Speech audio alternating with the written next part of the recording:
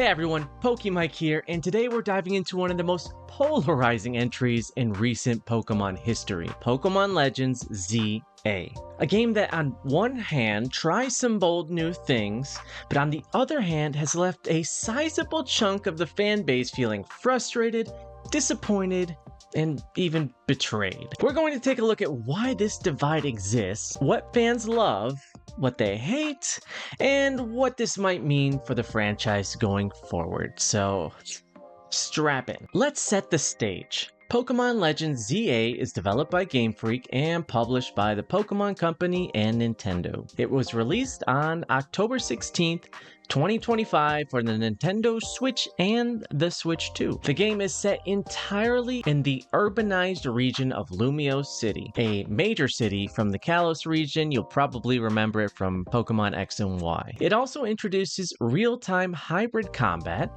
a shift away from the traditional turn-based mechanics, large city zones, and new tournament and ranking systems. Given the legacy of earlier Pokemon games, open worlds like Pokemon Legends Arceus, expansive exploration, expectations were pretty big. Many hoped this would be the next great evolution of the series, myself included. So let's talk about what works, what some fans are genuinely excited about. For one, the real-time combat and fresh mechanics have overall been a net positive. One of the biggest changes in Z-A is the move toward the more dynamic combat. As several reviews have noted, the battles feel genuinely tactical and extremely fun. For many, making this shift is bold and overdue. Personally, I've been playing it live on my live streams, and there are times when the battles seem a little less engaging, but overall, I think it is a step in the right direction. Now, another aspect that has been pretty fun is the return or emphasis of mechanics like Mega Evolutions, revamped raids, tournament-style ZA Royale systems, and more inside Lumiose. Early impressions praised this hillside of competitive chance. For fans of the Kalos region, the setting inside Lumiose City hits a sweet spot. Reviews note the slice-of-life feel of being a trainer in a bustling metropolis, wandering from cafe to Pokemon battle. Some of the design choices feel like a love letter to older fans. Now personally, I do find myself enjoying Lumiose City, a little more fun to explore than I would have thought, although I do really wish that the parkour, jumping from rooftops and whatnot, was a little more fleshed out. I'm a little disappointed by that. The city does seem just a little bit barren at times, though I think it is generally better than most of the other open world Pokemon games. Yeah, if you're someone who's been wanting Pokemon to evolve, no pun intended, into more dynamic mechanics and to return to familiar regions with a new twist, Z-A has things you'll genuinely like. Now, let's get to what many fans have been criticizing, because let me tell you,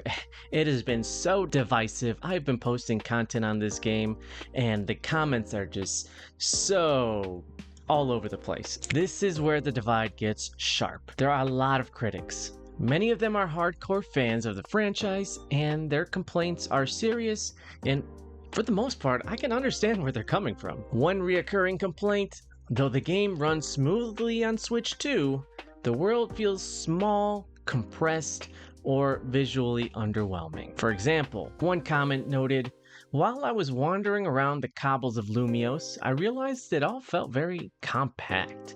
It left very few surprises for the entire game." Another commentary said, "The polygonal models never really fit the style of these 2D cartoon critters. The world design doesn't translate particularly well to a three-dimensional space." Personally, I find the graphics to be probably the best in the series. The only thing that does kind of push me away is the JPEG buildings. It's basically, they have these 3D model buildings and they slapped a picture of a building on the front of them to kind of save space or memory so that the game would overall run smoother, but it just looks bad. Some players expected an expansive region with varied biomes, but got a large city with fewer district zones. As one review note, Z-A consolidates the entirety of its experience within the urban setting of Kalos's Lumiose City. And from forums, it looks even worse. There's nothing really new that's appealing at all. Wild areas look like small levels you might have seen in an N64 game. While I do appreciate the fact that you get to unlock more wild zone as the game goes on, I did personally also find myself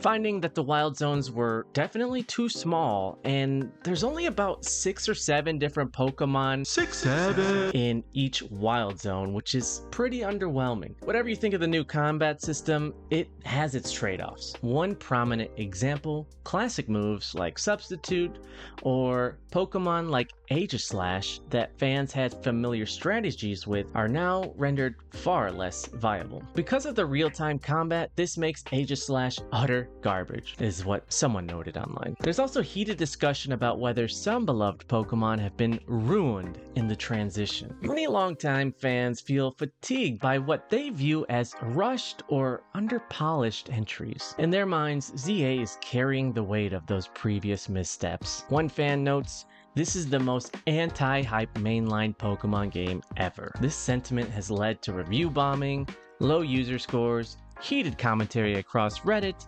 forums, and socials. Personally, aside from the mega battles at times, I found the game to be running pretty flawlessly on Switch too. No performance issues, nothing on the level of Scarlet and Violet at least. I found it to be running pretty well, although I don't know if those that are playing on Switch 1 can say the same. Alright, so if you're a fan whose love for Pokemon is tied up in exploration, wide open worlds, deep strategy, and the sense of adventure beyond a single city, you might feel let down here. And that feeling is very much alive in the fandom. Why is the divide so intense for this game? Well, there's a couple reasons that really stand out. For one, Pokemon has always walked a balance between accessible gameplay and deeper systems for veterans. Z-A moves the franchise in a new direction with real-time combat and a city setting which may alienate part of that fan base. One player wrote, "It looks okay, but being able to catch Pokemon after you knock them out removes the risk of trying to keep them low HP. Thus, what's new may not feel like Pokemon to some." Then you have the nostalgia factor. Many players have decades invested in Pokemon. I started with Pokemon Red and Blue. When a new game diverges from the formula or seems to cut corners, graphically or in design, that triggers stronger negative responses than for newer franchises. Then you got the voice of the community versus critics. Critical reviews tend to emphasize, "This is good for what it is," whereas fans judge the game within the entire franchise's history. For example, some critics say, "Genuinely fun battles," but fans respond, "Fun battles aren't enough if everything else is missing." Note what came from one major review. Pokémon Legends Z-A should be celebrated for its fabulous real-time combat, but in condensing things down to one single location, it loses part of the Pokemon magic. And I do have to agree a little bit. While I do find Lumiose to be a little more expansive than I originally thought, having it confined to one location is just a little bit confining. That's just me personally though. Who is this game for? If you're wondering whether you should pick up Z-A, or whether your audience might enjoy watching you play it, here's a breakdown. You'll likely enjoy it if you are excited by the idea of Pokemon in a dense urban environment with modern mechanics, if you want more dynamic combat, revisited mega evolutions, and streamlined tournament style systems, and if you're comfortable with a more contained play space and fewer wide open world moments. However, you might feel frustrated if you look for expansive region hopping exploration and varied biomes like older titles. If you're deeply invested in the older turn-based formula and strategies and feel the changes should respect them. Or if you expect top-tier visual fidelity, big surprises in world design, or see this as the next big evolutionary leap for the franchise, you might be let down. Now, this divide isn't just about one game. It reflects bigger questions for the Pokemon franchise. Will Game Freak continue pushing real-time action mechanics? And how will that be balanced with the classic style? Does the setting of Lumiose signal a direction toward denser city-based environments rather than expansive wilderness? How will this community's backlash or divided reaction influence post-launch support and the next generation's design philosophy? If ZA succeeds commercially, despite vocal criticism, the formula may become more common. If the criticism catches steam and sales suffer, we might see a return to broader open world design. Pokémon Legends Z-A is ambitious, it has lots of things to like, but also significant issues that have upset many longtime fans. It's a case of the franchise trying new things and the risk that comes with it. Whether you view it as a bold evolution or a misstep depends heavily on what you want from a Pokemon game. Personally, around the 20 or so hours that I've played at the game, I'm enjoying it. I see the flaws, but I'm also having a good time,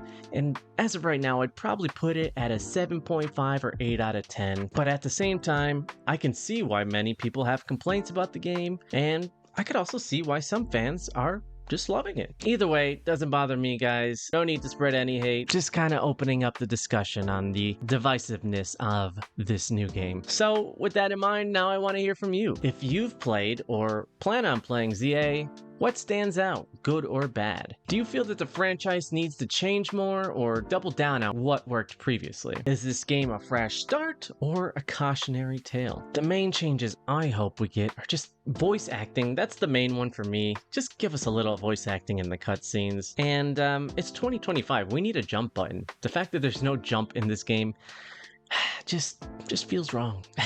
But anyways, drop your thoughts in the comments below. If you enjoyed this breakdown, hit that like button, subscribe for more deep dives, and share this with your Pokemon fan friends so we can keep the discussion going. Thanks for watching, and until next time, keep catching those Pokemon, Poke people. We'll see you soon on the next one.